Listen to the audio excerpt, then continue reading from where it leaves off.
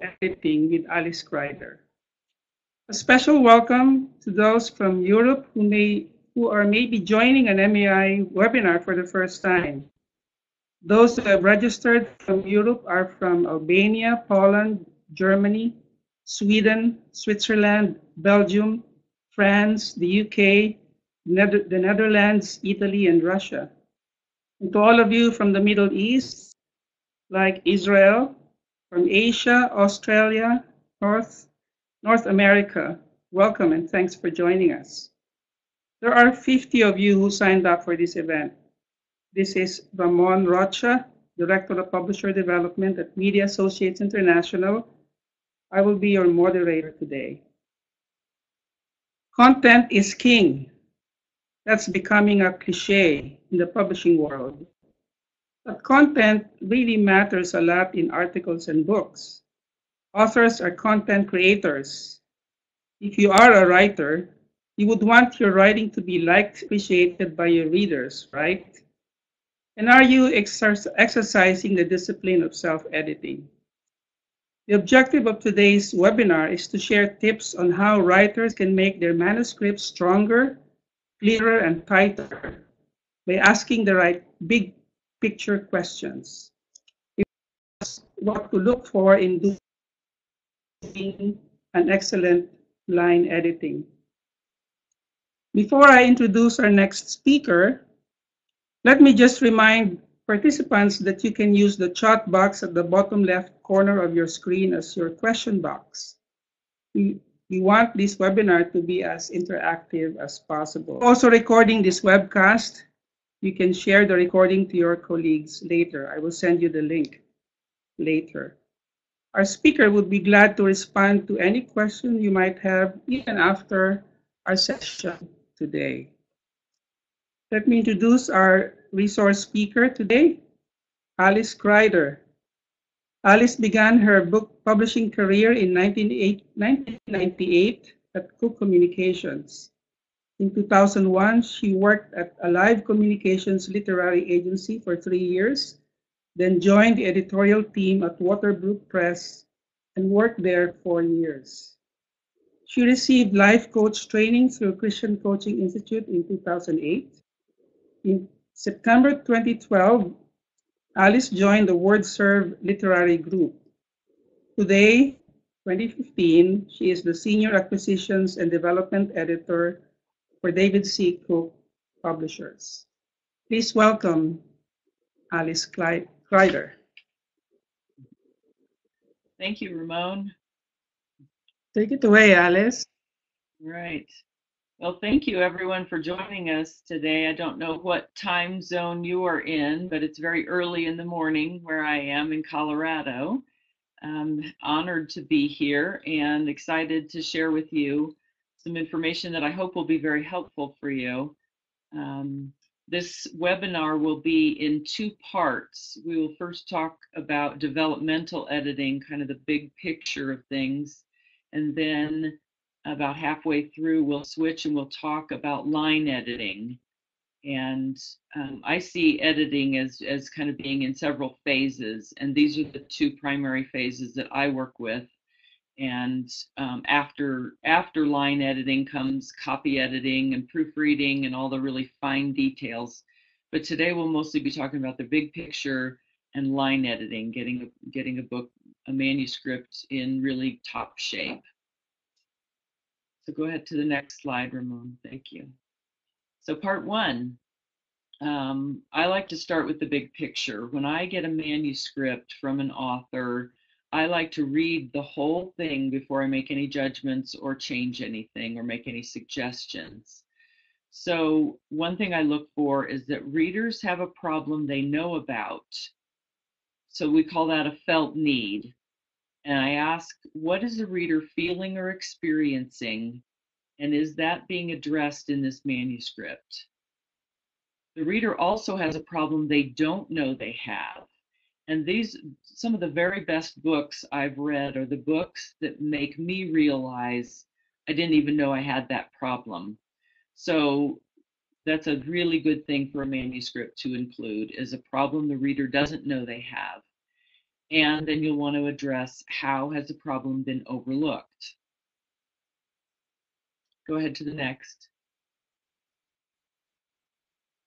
And the manuscript should describe what's being lost to the problem. So, for instance, if, say, your book is on forgiveness and a reader doesn't realize that they're not really forgiving from their heart.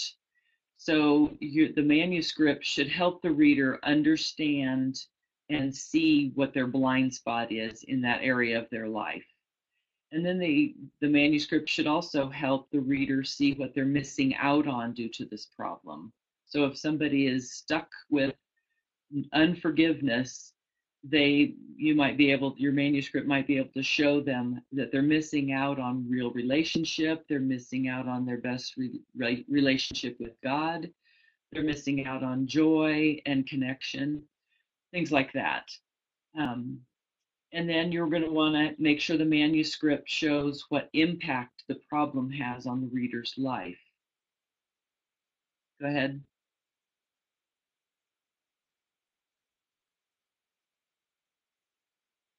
So, and then I like to ask, does this manuscript address the reader's misconceptions? Often when somebody has a problem they know they have, they're looking for the solution to that problem.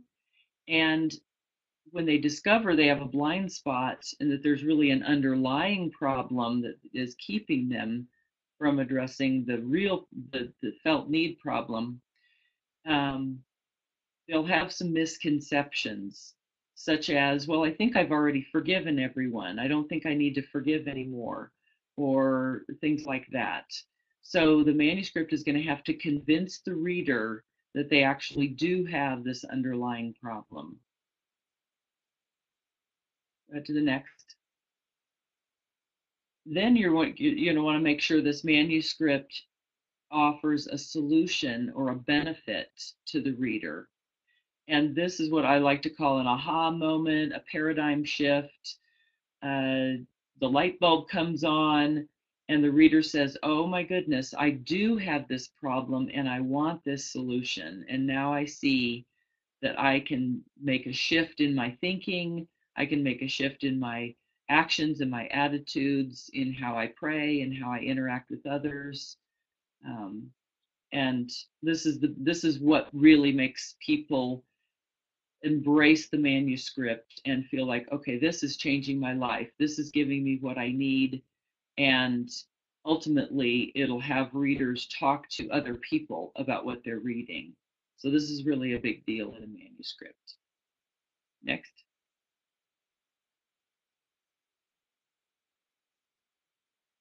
You're going to want to make sure the manuscript shows the benefit more than once. So a good book will have the reader kind of going back to the problem a little bit and then back to the solution. And you want to help the reader visualize other people maybe having this problem, or help them relate it to their own life, make it real so that they say, yep, that's me, I understand. And you're going to show others who are enjoying it. You can have the manuscript have portions of it where you share stories of people who are enjoying the benefit. And you want to show the benefit was what the reader was meant to experience all along. You'll also want to show surprising connections to the reader's other deep desires. So, for instance, if you're writing on forgiveness, again, just as the example, you'll want to show that offering forgiveness to someone they don't want to forgive will help them connect to the love that they really want to have in their life, or something like that. So that's just an example. Next.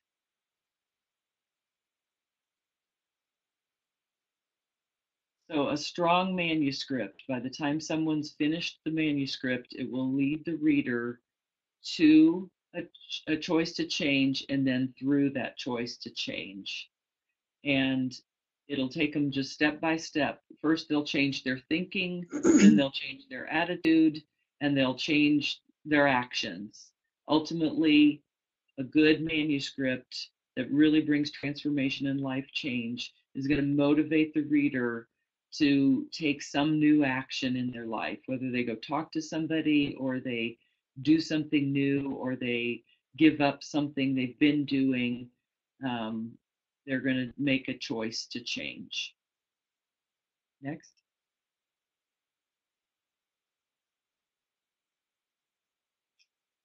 These are 21 important questions I like to ask when I'm editing a manuscript. We'll go through these, and after, when we get to the line editing portion, I'll take maybe a little bit of a break, and if you have questions, we can answer them then.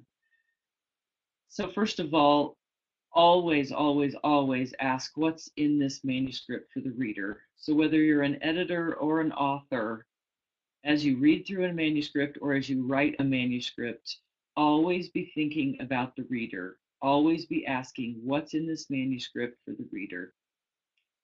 Number two, is the manuscript delivering something new and relevant? Is it a fresh message or is it something that they've already heard over and over again? Is the content significant? Does it really relate to a real issue in their life, in the reader's life? Number four, will this book be talked about? And if so, how will your reader talk about this book? Who will they talk to? What will they say? These are really great things to talk about. If you really want to get your message out far and wide, you want to make sure that it's going to be something people will talk about and share with others. Number five, do we have an outstanding title? Does the title really catch the reader's attention? Does it say what the book is? And does the subtitle offer a clear and compelling promise to the reader? Well, this is an important thing to me because often people will choose a book based on its title and subtitle. So I like to make sure a subtitle offers a direct felt need promise to the reader. Number seven, what's the word count? If it's too many words, what can be cut without losing the message? And if it's too short, what's missing? What that would add some value to the book? Next.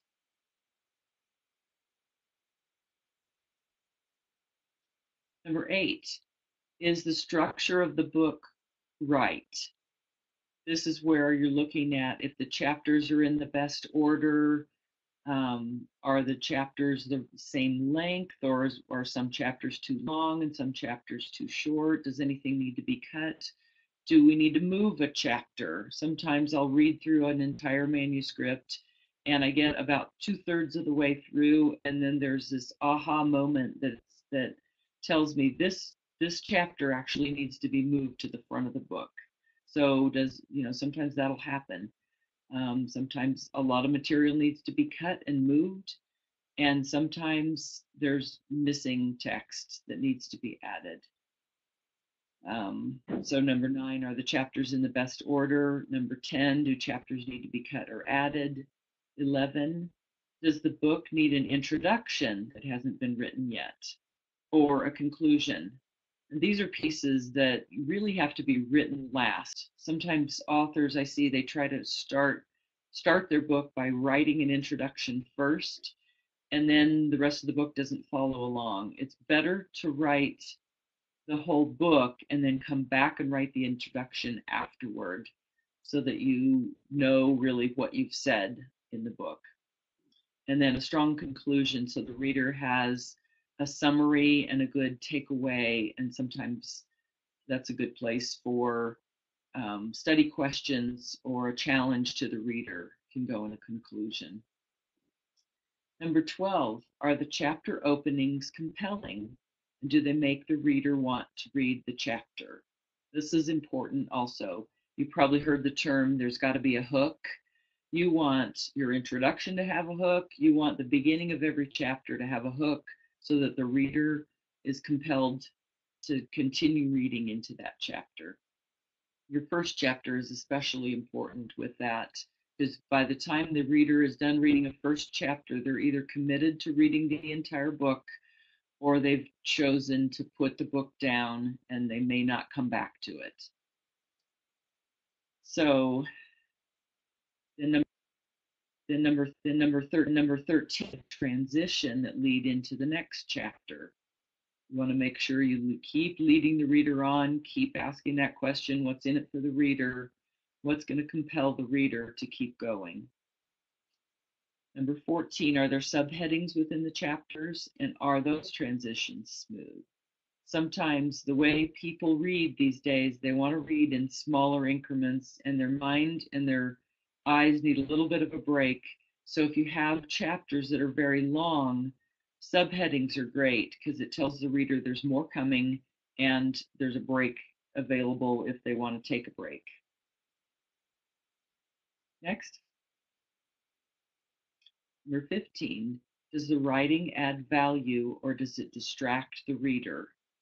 This is where you don't want to get too attached to your own writing style. You want to just make sure that it's straightforward enough and smooth reading enough so that the reader doesn't get distracted with any flowery language or special styles that you might think are fun. Number 16, is the author credible? You can evaluate this for yourself. If you are the author, do you have experience in the area you're writing about? If you're an editor, you're looking at, what are the author's credentials? Why are they the person to write this book? Are they the best person to write this book? Number 17, does the author's platform support the message? In the United States, this is a big deal because there's so many people publishing books. An author needs to be visible to their audience.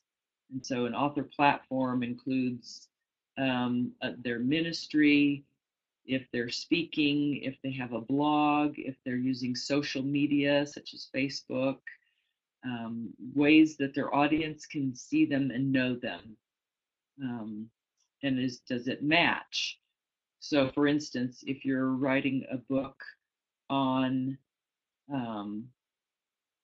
forgiveness, but you actually are a rocket scientist, and people know you as a rocket scientist, they might not make the connection that you're the person to be speaking to the topic of forgiveness.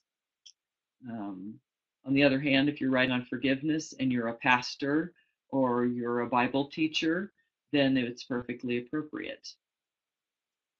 Number 18, how will the reader use this book? Will they use it to teach a Bible study of their own? Will they use it to make a major change in their own life? Just keep thinking about the reader as you go. Number 19, does the concept promise and deliver?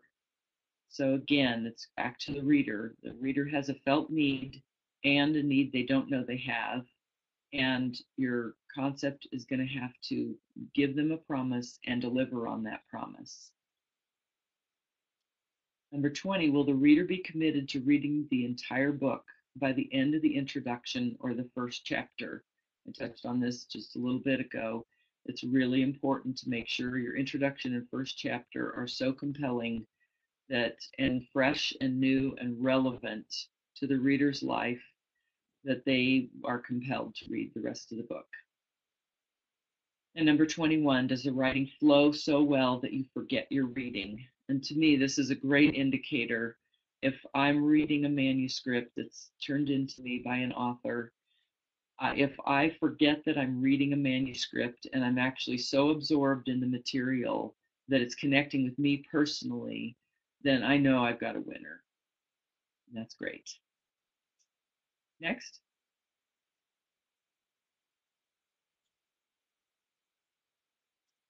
So self-editing takes some discipline. Sometimes you have to mercilessly cut out words that you love.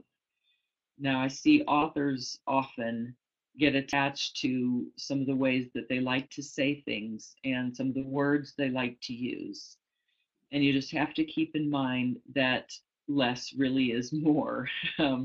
And sometimes it's just best to cut out words you love so that you don't repeat yourself, so that you don't bore your reader, and so you don't make the reader think too much as they're reading. You want them just to be able to easily absorb your material. So if clear communication is your goal, less really is always more and often much better.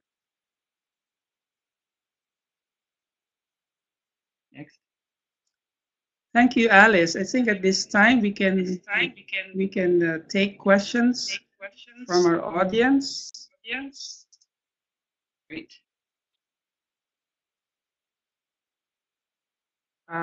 Before we start our part two,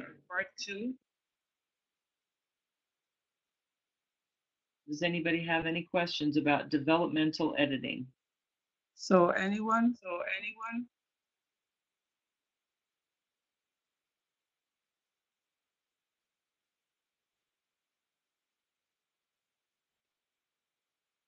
Barbara, do you have a question? Barbara has a question. Does this advice only apply to nonfiction or fiction as well? That's a great question, Barbara. It actually does apply to fiction as well. You're going to want to use fiction techniques even in your nonfiction, and you're going to want to make sure even fiction meets the reader's felt need. Readers read often with their own personal needs in mind, even when they read fiction. So you can use this. It takes a little bit more thinking with some of the concepts, but it definitely works for fiction. Thanks for asking the question. Thank you, Barbara, for that question. Others?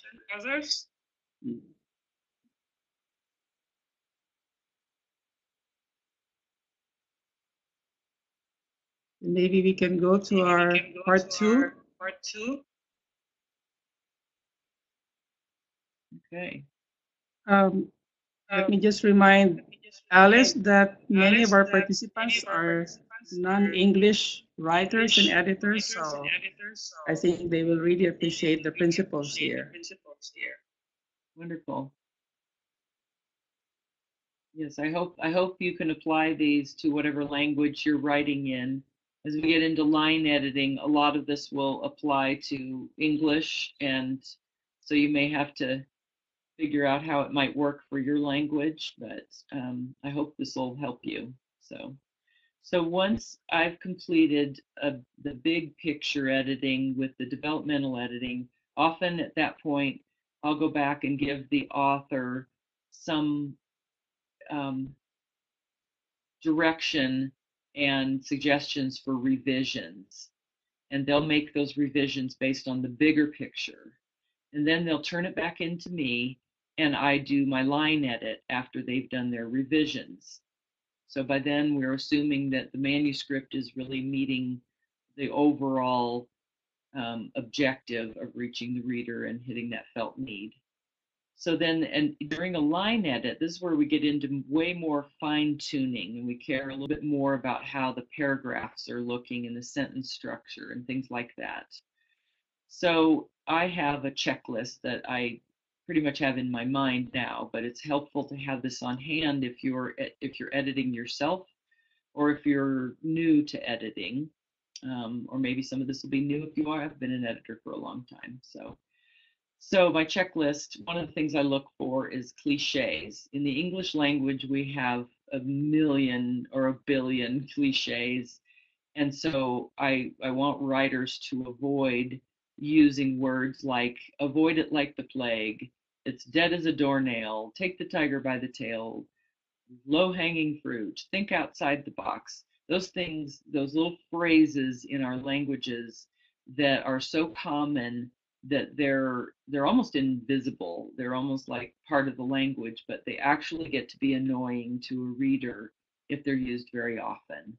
And they're not unique language. They're so common that everybody uses them. Next.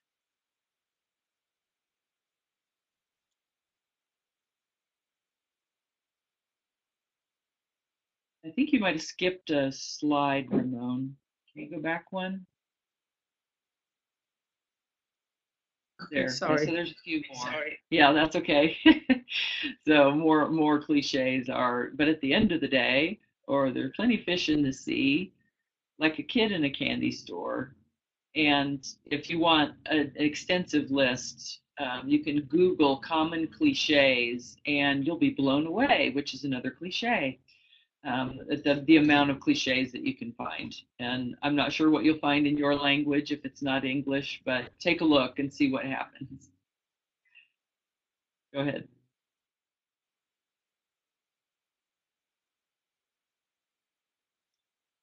So common issues in a manuscript are a passive voice versus an active voice. You want your manuscript to be in an active voice as much as possible. An active voice helps move the action forward, whether you're writing nonfiction or fiction.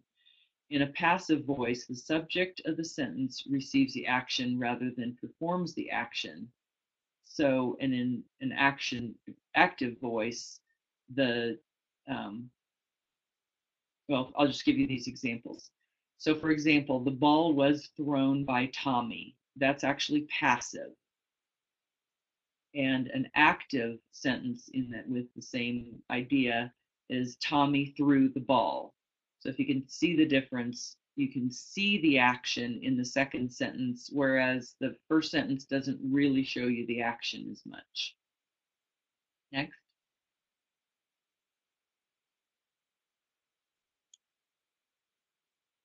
Then there are weak verbs versus strong verbs. A verb is an action word, as you know. So you want to eliminate as many to be verbs as you can and replace them with stronger verbs. So you can watch for words such as be, is, are, am, was, were, being in the English language. And so, for example, a weak sentence with weak verbs would be something like, I was running to the store. Kind of get the idea. But if you say, I sprinted to the store, again, it's stronger and you get more of a visual. And the readers really like to be able to see what they're reading and visualize what they're reading. Makes it easier for them to get your message or your story. Next.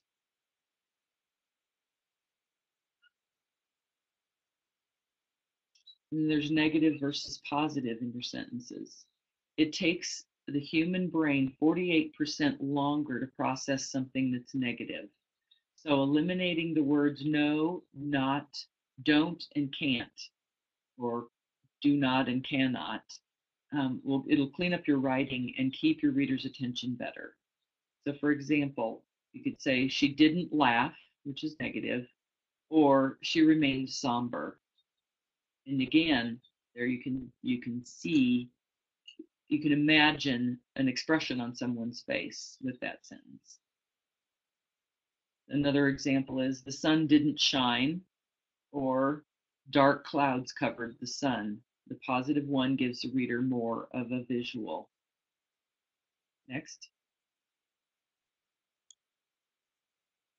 There's redundancy in pet words. I see this a lot. Sometimes, especially writers who write fast, they often repeat themselves or they repeat concepts within paragraphs. So you want to be really aware as an editor of your own work or someone else's. You want to really be fully engaged in the manuscript yourself so that you catch things that are happening more than once, repeated words or concepts. And I found that most authors have some pet words and phrases that they like. Authors actually make up their own cliches. um, for a while, in some manuscripts that I read, an author really liked the word saunter for someone walking across the room. And after a while, that word got really old because at first it was a unique kind of word to use, but then it just got old as she kept using it over and over and over again. So you want to watch for those pet words and pet phrases and watch for similarities in content. And you can either make suggestions for the author to change things, or you can change them yourself if you're editing yourself. So common words, overused words in the English language are since, just, still, might, that, began, started, and really. You see those all the time, and they're almost invisible to the writer sometimes. But they are unnecessary and overused. And then there's adverb abuse. We do not want to abuse our adverbs or our verbs as we're writing. So adverbs are usually words that end in ly, such as quickly, colorfully, really, slowly, etc. And they're supposed to strengthen weak verbs. That's their purpose. But it's actually better to use strong verbs instead. So instead of saying he walked slowly, you can visualize that, somebody walking slowly, or you could say he trudged, and that even gives you more of a visual again. So stronger verbs are better. Next.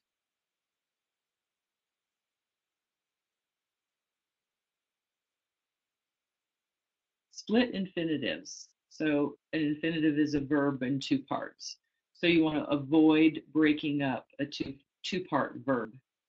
So it would be incorrect to say to boldly go, but it's correct to say to go boldly. You can see the verb to go stays intact in that second sentence. And these are just little things that if you can catch them as you edit yourself or edit someone else's manuscript, it makes the entire manuscript read so much smoother. Next. Assertive voice. You want to be assertive when you write. You don't want to sound like you're not really sure of yourself. So instead of saying things like, I'd like to thank you, just simply say, thank you. Instead of saying, I think or I believe, and then say something, you want to state what you think or believe. You don't have to lead into it with saying, I think this or I believe this. Just say it as if it's true. Next. There's a proper placement of colons. This is real easy to misplace colons or not use them correctly. And in a line edit, it's great if you can get these things. If you don't get to be an expert at punctuation, that's what copy editors are for and proofreaders. But as much as possible, you want your line edit to really clean up your manuscript. So you're going to use colons after an independent clause to introduce a list. So for example, an incorrect example would be, she ran to the store for, eggs, milk, and butter. So that's incorrect. Correct way to say that would be, she ran to the store for 3 ingredients, eggs, milk, and butter. That would be correct because you've stated the 3 ingredients. That means there's a list coming. Next. Some helpful details as you're writing. Your writing is more appealing when it includes details rather than being vague. So for example, you can say she ate lunch, which is vague. Or you could say she ate curried chicken salad on fresh baked sourdough bread. It's detailed and mouth-watering. You especially want these elements if you're writing fiction. Readers love to be able to tap into all of their senses when they're reading, especially reading fiction. So to be able to have sights and smells and even taste in your manuscript is really great. Next. Okay, so you do want details, but you want to avoid fluff and flair in adding details. So adding extraneous adverbs and adjectives actually weakens a manuscript and it wears out a reader's attention span. So you want to eliminate the fluff and simply tell it like it is with just helpful details only. Next. Next, this is important even in nonfiction. This is a fiction technique, which we call show and don't tell. You want to show the reader what's happening rather than tell them. So in telling, an example would be John was happy. Showing would be John grinned and his eyes sparkled. And again, there's that visual. You can see the action and it's more of an experience for the reader. Next. Sentence structure is important when you're line editing, and a manuscript can tend to lose its rhythm and pacing if most of its sentences have the same cadence and structure. So, for example, this is an example of a commonly overused structure that I see. Starting her morning routine, comma, Mary knocked over a glass of orange juice. Leaving the refrigerator door open, comma, Mary reached for a paper towel. While she wasn't looking, comma, her dog sneaked toward the fridge. So you can see there's too many introductory phrases in a row here. And I see this often. Sometimes the author will have a favorite sentence structure, but you're going to want to break it up a little bit like this. So while going about her morning routine, comma, Mary knocked over a glass of orange juice on the kitchen counter. One introductory phrase, but then we change it up. Next, she left the refrigerator door open as she reached for a paper towel to wipe up the spill. She didn't notice her dog sneaking toward the fridge, and so you can see there's just a different cadence to that. It's a different rhythm and a different structure. You want to break it up for your reader. Next. You also want to get to the point, even in fiction. You don't want to make the reader wade through 90 pages to get to the aha moment of the message. You want to let them know what's coming and then unpack it for them. So often this is an introduction is really helpful for this. Once the whole manuscript is written, you go back to write that introduction. It's helpful to in the introduction to let the reader know what's coming throughout the book so that they get that there's an aha moment coming from them. And you want that to come pretty early in the book. That probably could have gone in the developmental stage, but anyway. So you also want to be passionate. If you're not passionate, your reader won't care either. You want to write freely with passion, and your words will connect with the reader. They'll be able to really feel what your intention is if you write with passion. Next.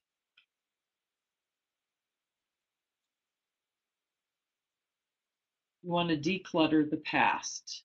You want to make sure that when you're recounting something in the past, you use the word had only once, and then you keep the rest in straight past tense. So, for example, you'd say, John had been to Paris once before. When he returned a second time, he called his friend, and they picked up where they left off. They went to the same cafe and ate crepes. So you don't want to be saying when he had returned a second time, he had called his friend, and they had picked up. You don't want to keep using had over and over and over again in English. And I'm not sure what that'll be in your language, but makes it simpler in English. Next. You want to minimize the modifiers that you use. Too many modifiers can wear out your reader. So it's better to use a noun or a strong noun instead of a weak one that needs an adjective. So for example, you could say it was an intense story, which is weak, or you could say the drama captivated the audience. That's strong. And again, you'll know you've got a strong verb if you can see a picture in your mind of what the sentence says. Next.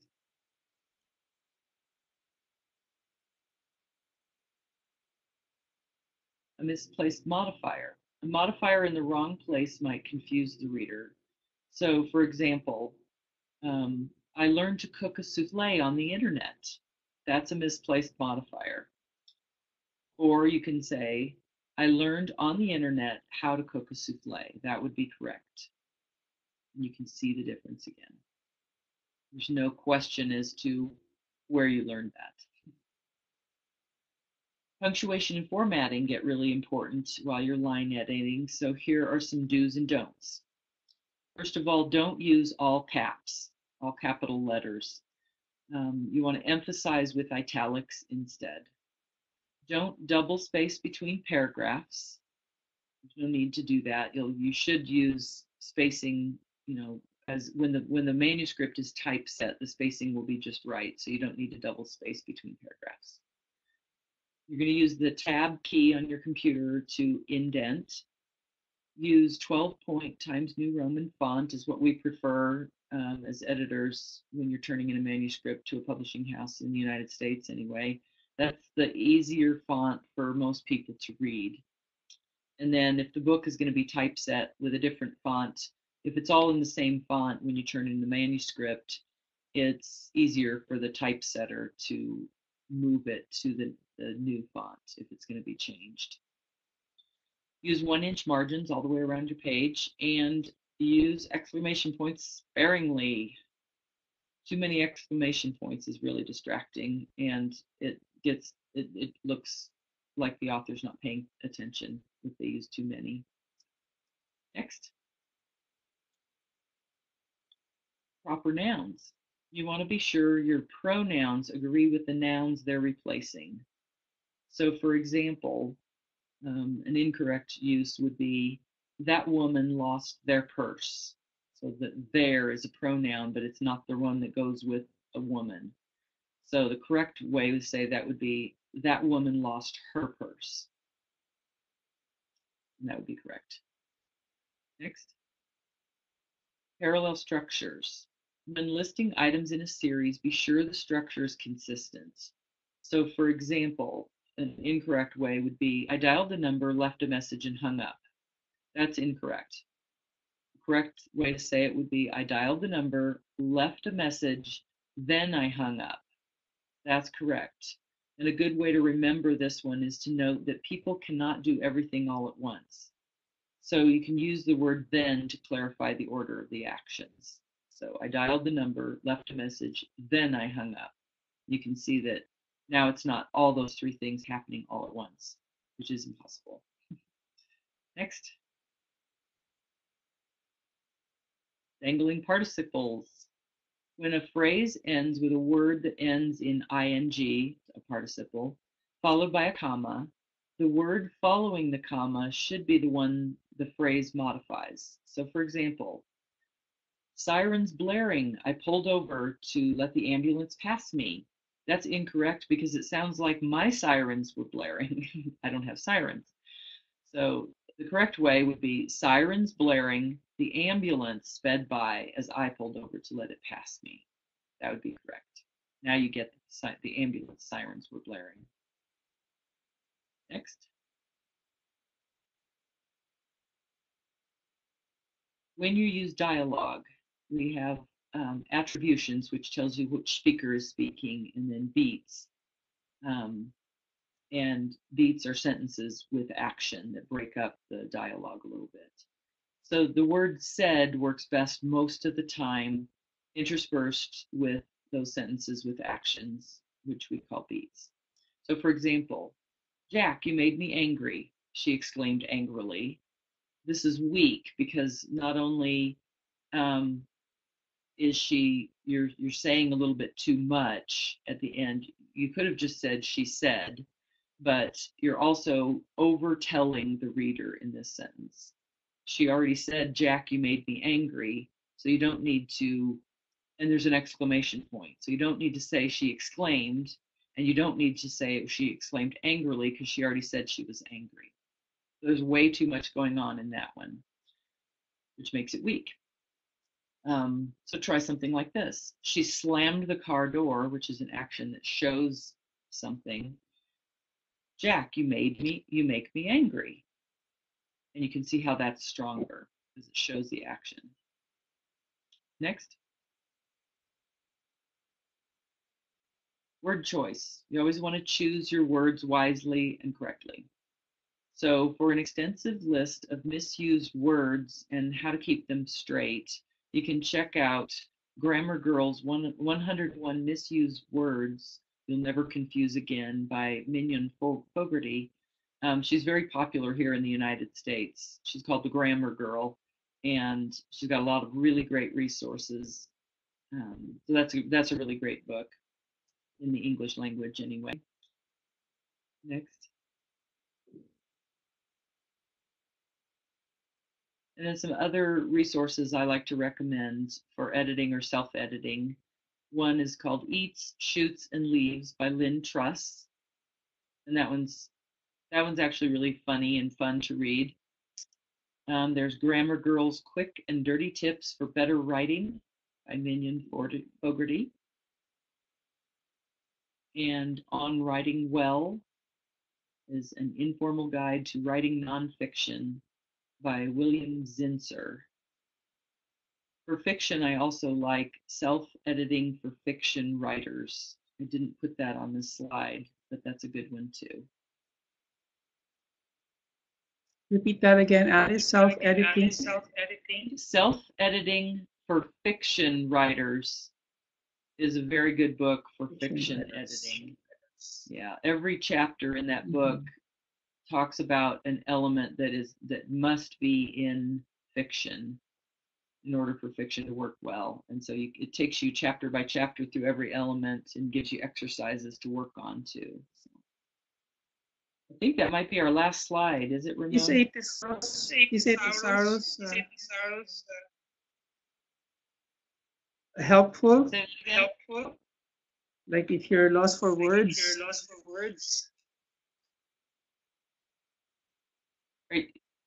Are you asking me a question, Ramon? Yes, I'm asking you. Is a thesaurus helpful? Oh, a thesaurus, yes, a thesaurus is very helpful if you are at a loss for words or you're looking for some other word so you don't use the same words over and over again. A thesaurus is very helpful. Mm-hmm. Yeah, and a dictionary too. Sometimes you want to use a word and you're not positive if it's the correct word to use or not. You want to make sure you know the meaning of the word you're going to use. Right. So we can have some questions now. So thank you. I think we've yes. We would like to ask our audience if you have any questions on the part 2 or even part 1. You can still ask questions on the part 1 on the developmental aspect of editing. David has a question, or Barbara. Yes.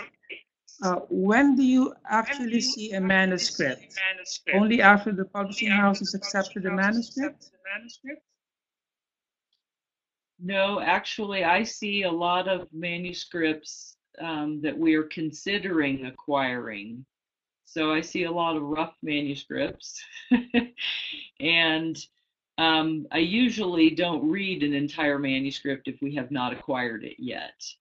So when I see an entire manuscript is when an author turns it in on their due date or before, hopefully.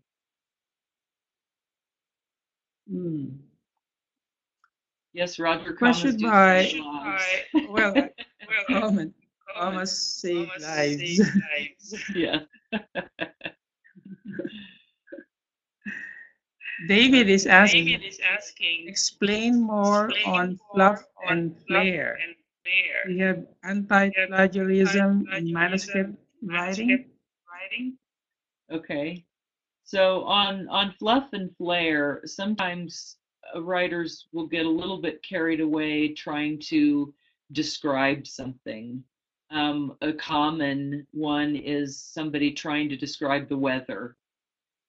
Readers don't really care what the weather is. If you let them see that it's raining or snowing or whatever, that's fine. But you don't want to go 2 paragraphs long over and over the weather or something that doesn't really matter to the story or the message.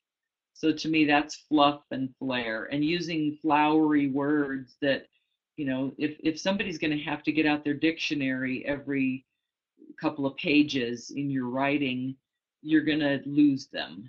So keep the language fairly simple. People are busy these days and they don't want to take the time to look words up in the dictionary while they're reading, unless it's supposed to be very literary. Most readers just want to read fast. They want to get the message. They want what's in it for them. And when a writer gets into a lot of fluffiness and a lot of flair in their writing, it's not about the reader anymore. It's about the writer wanting to write what they want to write. So I hope that helps. And Or then sometimes to anti-plagiarism impress, is I impress was going to with go back to the big words. anti-plagiarism.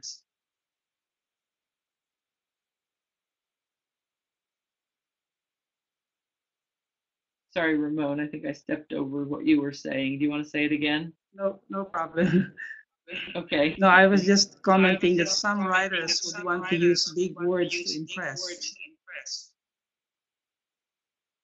Yes, exactly. And you'll impress them more if you just really deliver the message and less is more.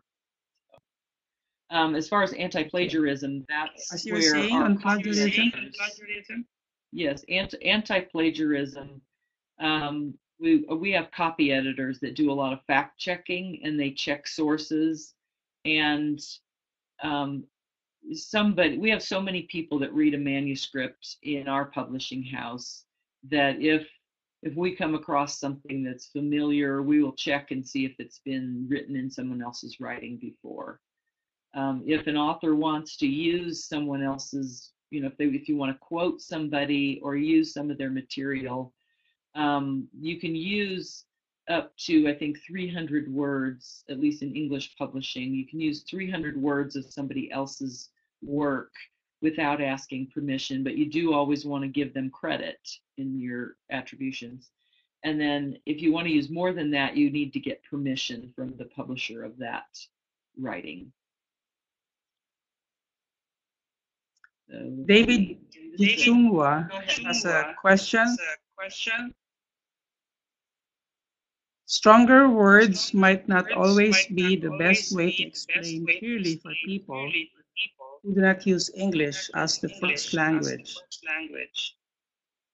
What do you think about this?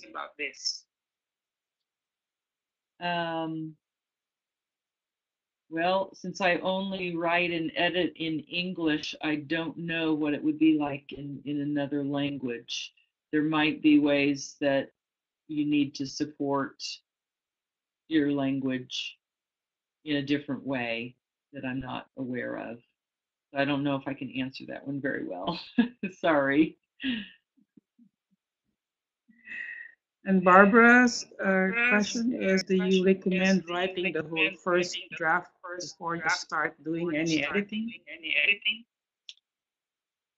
Most of the time, yes, I do. I think sometimes it can take a writer a long, long time to get a manuscript written if they're concerned about every sentence and every paragraph as they go. It's better to get your ideas out there on paper and then maybe take a break and come back and then start editing. Or you could go chapter by chapter. You could write a whole chapter and then go back and edit that chapter if you want, but don't get bogged down in every sentence and every paragraph. Okay. We have more questions from the audience.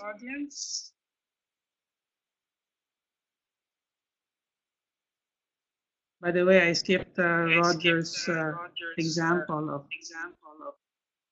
let's eat Mary or let's eat, comma, Mary. Yes. That's how commas save lives.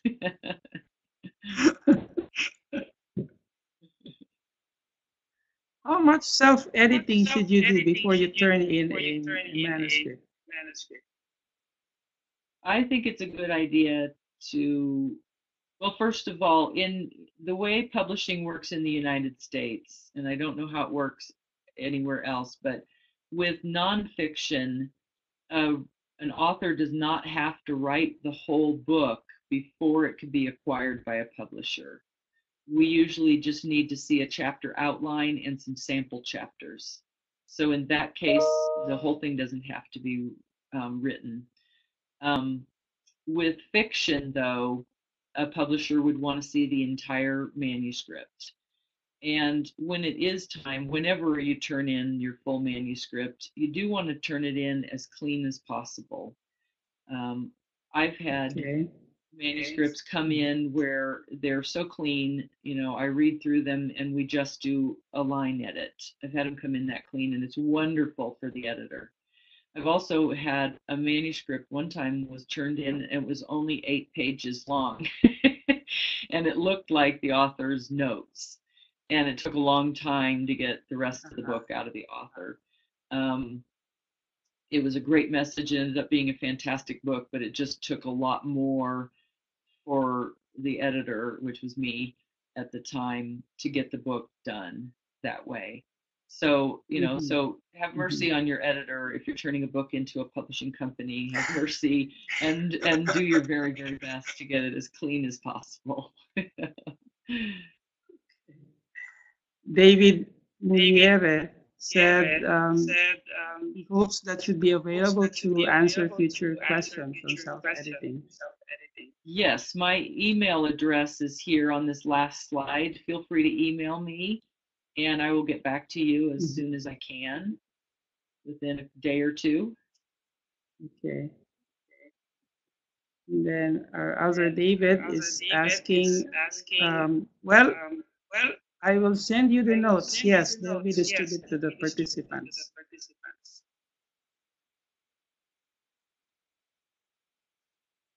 And also the link to this recording. You're welcome, David. Any other questions from the audience? Tracy.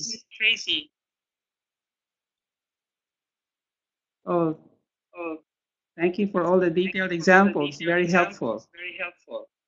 You're welcome. Thank you. Okay. I don't see anyone typing a question.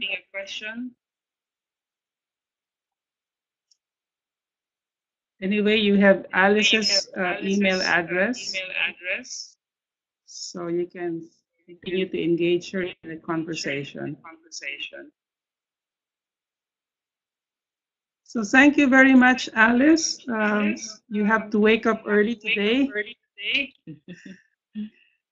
Well, thank you. You're 1 hour earlier than Chicago, so we appreciate you rising up early and sharing with us your expertise and very helpful tips and guidelines on the discipline of self-editing. All right. Thank you very much. Thank you. Yes. This free webinar is brought to you by MAI, Media Associates International.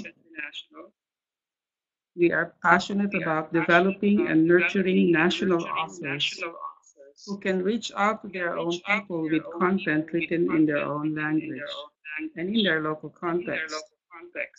We also would like to see indigenous Christian publishers become self-sustaining, able to generate enough income to cover all of their expenses, operate profitably and grow. Please visit our website, litworldorg, for more info and resources. If you've been helped by MEI's free webinars, may we invite you to consider sending us a gift to help underwrite these free monthly webinars. If you're led to do this, you can use our website to send your gift. Our next webinars on August 11. How can the publisher and author work together to market a book successfully? With Dan Balo. And then on September 15, how to price your books with Anna Chirochenskaya from Russia. So that's a very important topic. As publishers would like to get to become more self-sustaining, they have to price their books correctly. So register for upcoming webinars using our website.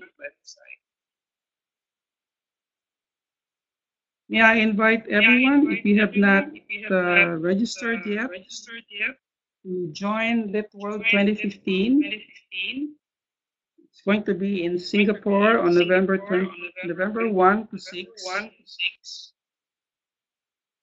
The deadline for the early bird registration is July 30th. Lit World, the only international Christian publishing conference of its kind.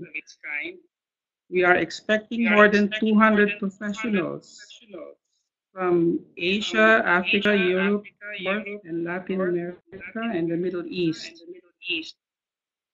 All Christian writers, editors, graphic designers, publishers, and booksellers are welcome.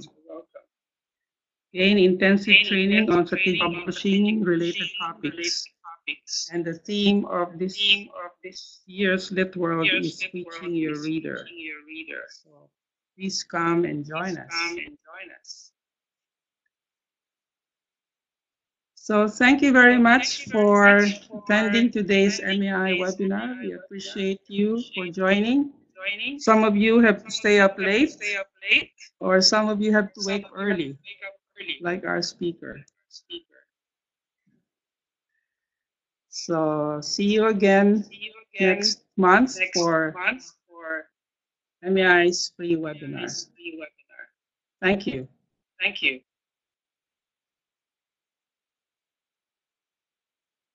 Thank you, Alice. Thank you, Ramon. You're welcome. Greetings from John.